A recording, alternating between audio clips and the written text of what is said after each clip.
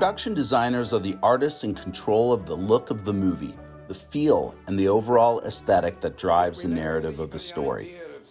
A great production designer can elevate the look from basic to the sublime, telling a story in visuals that few artists ever get to do.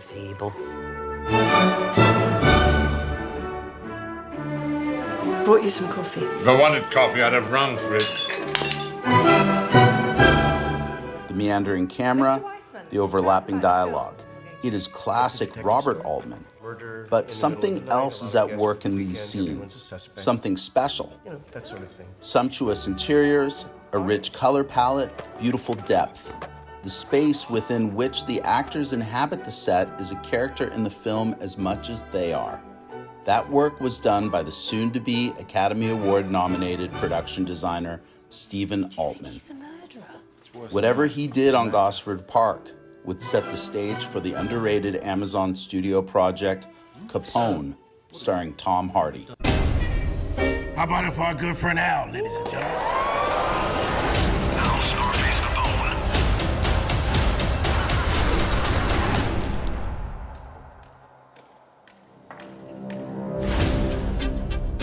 Do you know what the difference is between Adolf Hitler and Al Capone?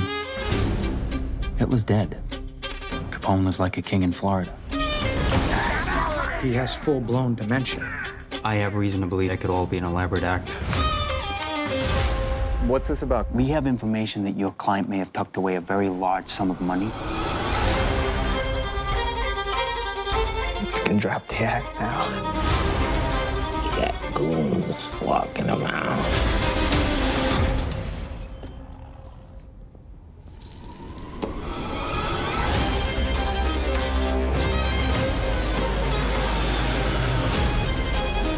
Guys like you own this place $10 million. Maybe I can get him to talk. He's gonna go on a rampage. We made a promise. Someday we was gonna make it big. The only thing that really matters is how a man treats his family. Please give Stephen Altman a big round of applause as we welcome him to the 2024 Carmel International Film Festival. What an incredible trailer for Capone. It's a highly underrated movie. It's difficult to watch. What was your process figuring out those visuals? They're so incredibly beautiful. Well, as always, there's a script and a story, and there is a director behind it, and they have an idea and a vision of what they really want it to look like, and if you work with everybody and interpret it, everybody seems to be magically on the same page, all the time. So all of the crew is extremely important. Every facet is very necessary for a complete movie. For Gosford Park, for example, when we built the big stage for the downstairs for the servants' quarters and where they worked and stuff, in watching dailies, it looked a little cheap to me and didn't quite fill in. And as soon as the footsteps and the echoes and the sound effects and the editing comes into play, then all of the magic, the music, everything, you can hear all of the actors' lines. It all comes together as a piece. And then you, as an audience, hopefully, are successfully, immersed in that magic, So you end up believing it, or as much as, suspension of disbelief. Now, the estate that you used for Capone, did you have a hand in choosing that? No, sadly, that was chosen before I was even hired. They had picked it out, but it worked perfectly. Alfonso, the beginning, it was not called Capone, it was called Fonso, and it fit well with his Palm Island estate in Miami, outside of it. So, yeah, it was quite nice. We shot in Louisiana. same thing. I don't know if anybody actually saw the movie, but there was bits and pieces that were Tuscany, and a lot of that was CGI and little sets out in the fields. So we never actually got to go there either, but that's one of the fun things about production design. I did a movie in South Africa that was based in Seattle, Washington. So if you can fool them that way, you can. Working with Tom Hardy, I know that the production designer isn't, in the sphere of the lead actor all the time, but did you ever get glimpses of him? Did you ever have to deal with him and certain issues? What was he like? Yeah, he was on the set almost every day, so you end up running into them. No. He was well a part of it. He came in early. He had to get his fat suit fitted, and his scars, and his bald head. He's quite a handsome man. Get him to look like that. It's difficult. Yeah, the transformation was wild. Yeah, no, really he's wild. good. He looked. I thought he looked really good in diapers and a gold machine gun. It was very classic. But he's. You're on the set. He's on the set. Everybody. Like I said, it's. Hopefully, you're working. All together and in sync. So you're dealing with almost everybody. You should be. I'm really curious to know about your path to becoming a production designer. What made you choose that aspect of movie making? In the old days, in editing, you were locked inside a room for 24 hours. You never saw the sun. There was this thing called a moviola and then a cam. It wasn't computers, and that drove me out of doors. So I worked in props and then went to set dressing, and then just kind of stayed in the art department, basically. You had to become the props master and the production designer that your dad wanted to work with. He does not hand out jobs willy-nilly, and then your career continued. So in my mind, I want to give credit where credit's due. You walked through that door and you made it happen. Thank you very much. Yeah, he wasn't, giving out favors, and, he fired me. He wanted cheap labor and he wanted a better job. Yep. My younger brother's here tonight, James, and he was my property master for a while on Player. He stopped doing that. But he came up to me, it was a while ago, and he said, I had the worst nightmare. I was just like, oh, what was it? I was back on a movie set working for you. So it's cohesive, but sometimes it gets a little crazy. Yeah. Yeah, and now I'm kind of segueing, but your wife is part of Hollywood royalty. She was also my my art department coordinator for so many years, yes. And eventually I decided just to marry her. It's easier that way. Now, did you know you were stepping down from being a Barrymore to becoming an Altman? Slumming the world? Okay. I had no idea growing up, when John Barrymore Jr. was my stepfather, that I was later going to come right on into the Altman family. Is it typical that you are hired after the locations have been selected, or do you ever have a say in that? No, not really. For me, ideally, is I'm hired, years and years before. There's lots of prep. But it's good to get the locations going, and that's what kind of, on a movie like Capone, for example, they had chosen where they wanted to shoot New Orleans. They had a crew base, and there was a tax rebate. And they also came upon this great mansion that they were able to rent. They thought it was a good location. I did too when I got there. But then there's a lot of other little locations around and things you have to do. So what you want to do is maximize the production value and the look, but at the same time you have to accommodate a shooting schedule. A single actor, if you get a star actor and you can only use them for 3 days and they're in 5 scenes, those all have to be together. Oh, there's a great gas station 100 miles away. Well, if you can't get to it, you can't shoot it. So that's another part of what I consider my job, is to facilitate the shooting schedule. You have to make it look great. It's got to have a vibe and everything, but it also has to be practical. Yeah, we can't really blow up that 7-Eleven. have to do something else, CG or, yeah. And I had another question, kind of related. Have you ever worked on a location that just was impossible, and like one shoot that you just really didn't enjoy because of constraints from the location? Well, I can't really pick anything out because usually you're not shooting there if it's that bad. So hopefully, yeah. I can't really, yeah, I can't really think of that. And maybe it's just, blocked out of my mind.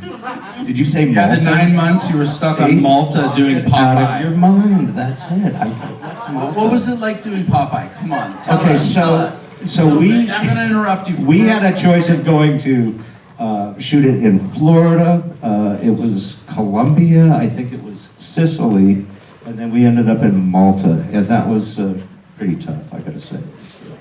Back in the 80s, there was, there's no internet, no phones, it was pretty. How big is Malta? Malta is 13 miles long by 7.5 miles wide. And you were there for how long? 11.5 months. Yeah. It was that like was your apocalypse now. 1 year, hard labor on the rock. Yeah. But now my friends who worked on that show and we can all look back on it without having PTSD. It's kind of cool. Yeah. But it's such an iconic movie. Popeye is kind of finding its audience all over again. It's really interesting. I thought it was a great movie then. I think it's great. I mean, Harry Nielsen did the music. Come on, it's pretty good. Yeah, Jules Pfeiffer script. And the town is still there? The town, yeah. In fact, it's probably doing better than it was when we left. They rebuilt it and made it Maltese amusement parks. So, yeah, please go to Malta and visit the town of Sweet Haven. Is there a little corner of you left in that town? Probably. Some prop somewhere? I think I could go find it, yeah. But I'm not going back. Annette, do you have any more questions before we get the audience involved? No, I think we should turn it over to the audience. Okay, who has a question from the audience? So we're in the age of generative artificial intelligence, and that's a hot button issue in Hollywood. How do you feel about the contribution, let's say, of artificial intelligence to a project, whether it's creative or in sourcing or anything? I can't remember who said it, but a true artist steals, others pay homage and appropriate. I'm down for it as long as it makes it all work good. I realize that a lot of people lose jobs over the years. Graphic design, editing, for example, in editorial. Every editor had at least one assistant, and every assistant had 1 or 2 apprentices. And it was now 2 people, probably one can edit a whole film and do it quite easy, the sound effects, everything. But it's part of the modern world. It's like CGI. I mean, I try and use that with great efficiency. I haven't built a whole hotel sign in 20 years. You can do massive things with it, and it's basically, they had matte shots back in the day. The parting of the Red Sea. They actually didn't go to the Red Sea and part it. So it's there's a lot of things that can go wrong, but I'm all for those kind of things as long as they're used well. CGI rain looks bad when it's done bad, and if you can't tell what it is, then it's just as good as getting everybody wet. When you were working on Dune, did you derive any inspiration from Jodorowsky's vision? I am actually not Patrice Belmet, the production designer at Dune, and if anybody's disappointed, you're not nearly as disappointed as I am. Great, beautiful, wonderful movie, but sadly I was not part of that. But I would have. Hi. So I'm part of the MPC Film Club with these 2 Coopers, and I want to say thank you for coming out. But I wanted to ask you, do you remember a film called Chronicle? Yes, that's the one I was talking about Oh, really? that we shot in South Africa Really? was based in Seattle, Washington. Right? Oh, that's interesting. But Yeah. my question is, how did it feel working on a movie where it's like not only was it like a dark superhero like movie, but it was also like found footage? Like how were you able to like work around the found footage? It was a blessing and a curse, like most of those things are. We were in South Africa. We also shot some extra footage in Vancouver. But we couldn't show any houses because they just don't look the same. We couldn't afford to just build a whole neighborhood. So the found footage, fortunately, we were able to go from a stage set out of a door and then into a street, and you wouldn't actually see the neighborhood. We put some American cars in, so it's the found footage was helpful and a problem at the same time. It's just just one more thing to deal with. A movie's a giant puzzle, and you just have to figure it out, bit by bit. Hello, I am Solana Paz, and I am an actor. And you guys usually make our job more fun. You allow us to be more creative. And it's just a whole other experience when we have a good team of production design involved. In turn, what are some of the things that as actors can do to either make you want to pull your hairs out or say, oh, this was cool?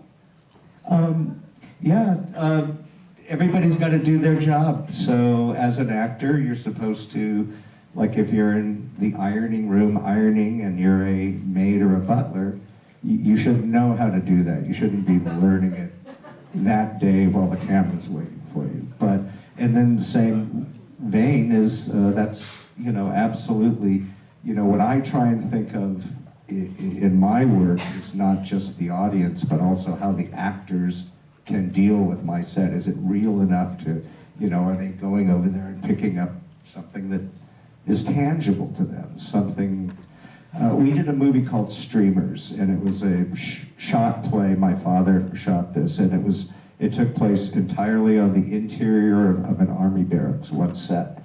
And we ended up building the exterior of the stage when the actors came in too, even though the camera never saw it, just to complete a vibe. We were there every day for 8 weeks, and my father just said, let's just do the outside too. So when we walk in, we're actually on an army base. So there's a little bit of, you con yourself into it, then you're trying to con the audience into it, then hopefully the actors are gonna round it all up and suck everybody in. And, so it's the collaboration, and some actors thrive off of whatever the sets are. Others can do anything and don't seem to need it. But I think it's all helpful. The right fitting costume, your wig is set right, you look right, you're in the right chair, you got the right props, you can think about your acting. And that's the main thing. Nobody's looking at the set without the actors. Hey there, this is probably a pretty obvious answer, but Those maybe are the easiest. Thank you. sure, but maybe not. I'm curious from your point of view, when you take a project, again, this may be super obvious, but who's more important for you to click with in terms of department heads, like the director or the DP? Or, obviously, yes. Yes. Definitely. If you had to pick one, who would you click with? A choice between the two? That's really tough. Can I have the director and DP and I don't get along with somebody else? The sound guy. Sure, the sound guy. We got gravel Those are the two in the driveway. Sorry, that can't go away. Ice cubes in the drinks. Yep. Or I guess you could talk just a second about the nuances of each and what the pluses and minuses about that. If you're not getting along with the DP, see, the DP runs the set. He's going to light it. That's the first thing about cinema is it's photography. It's moving pictures. Then you put an actor in front, and then you're interested in watching it. And so what you want to do is make your set as, if the DP can't light your set, it's not going to look good. If you like, oh, I'm going to do it this way, and the DP doesn't get what you're doing, it's not going to work. So you have to, and then also as far as the director goes, my job is to do what the director thinks that he wants me to do, not what I think I want. So it's, it would be a completely different thing. But yeah, you have to cohese with everybody, all departments. It's very important. You don't want an actor to sit down in a black couch with a black shirt on and completely disappear. You have to coordinate. Oh my God, we should have, told the costumist we're going to do this, paisley and neon plaid, see how they go with it. No, I'm kidding on that one. But everybody has to be, the grips have to have a place to put their C-stands. The electricians need, everybody needs something, and that's what movies are about. It's 1,000 people all working for the same goal. Hi, Keith Decker here, and first film I worked on was with Boris Hussein, directed Donald Sutherland, in The Winter of Our Discontent, and it was filmed in a little house down here. And the production designer was Benton, his last name was Benton. But I noticed that when they hired the house, they went in and they hardly changed anything. And it was interesting for me to see the rushes of your film on Capone, how elaborate the setting is and how opulent the Gosfords was.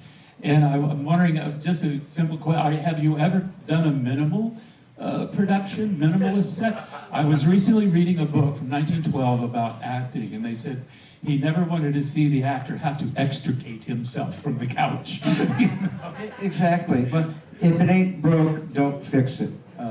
That's the thing, you look for the perfect location. If it has all the pieces, you really, a lot of times don't want to break it, by trying to fix it. In Gosford Park, for example, there was a combination of, I think we had 5 stately home interiors that we used, as well as stage sets that we built. And most of those you've already seen in Downton Abbey, but you can't change a thing. You can't really turn anything around. So a lot of that is, okay, we're going to use this bit of that and connect it to this part. But yeah, you want to do is, the money is a huge part of movie making, and it's also a huge part of how you attack a job of production designing.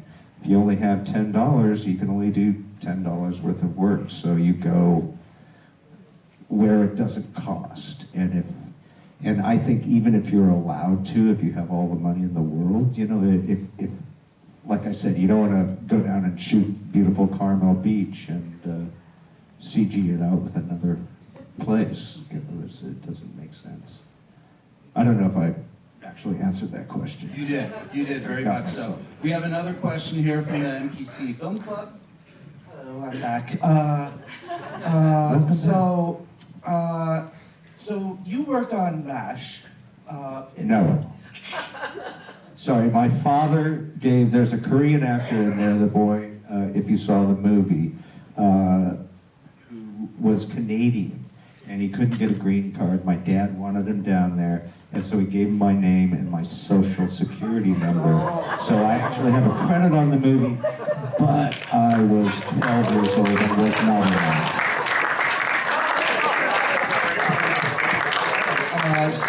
Thank you, though. So there's 2, Dune, MASH, Lawrence of Arabia. I know, it was one of my best jobs. Thank you. But I'll just ask a Popeye question then. And did you ever? Yes, Pluto was that big. Did you ever encounter Robin Williams on the set, and what was he like? Robin was a great guy. Yeah, everybody was really close on that island. It was very tight. And so yeah, every single day I was property master, so that's basically handing the actors their props. So you're dealing with them one-on-one. And Robin was, believe it or not, very shy. And so one-on-one, very normal. Two people, very normal. A third person comes within his realm and he throws up his comedic defensive act. And I think a lot of comedians, it's a defense, their comedy. So yeah, he was great though, loved him. Thank you. Next question. Hi, I was just kind of wondering, like, what do you prefer to use? Do you prefer like the physical, you know, like, do you prefer CGI or, you know, just like the more physical, practical sets? Like, Yeah, building sets is a blast. You get to build a giant set, but the combination, you know, like I said, these things are tools, and you want to use every tool you can. Did a movie called What's Love Got to Do with It, and back kind of pre-CGI, all of that, and we shot it in Los Angeles. Most of it was taking place around the country, and you know, one of the things in Los Angeles we shot for East St. Louis, I think we cut down maybe 20 palm trees, and I don't feel good about that, you know. Today, we would just CGI them out, you know. Oh, we don't like that building, great. You know, LA is becoming, you know, back in the 50s. So there's, you know, I got to build a giant set on Confirmation, the Anita Hill story for HBO, and it was the Senate chamber. Well, we built it, but we only built 2/3 of it. So the top entire part of that entire, you know, the Senate confirmation building was CGI. And you know, it's if the audience can't see the trick, then we've won. You know, and that's the whole thing, is to fool the audience, convince them, so they don't think that they have. And then the other thing about that is also, if your movie's good enough, no one's going to be looking at the background anyway. Next question. There you go. Except for Dune.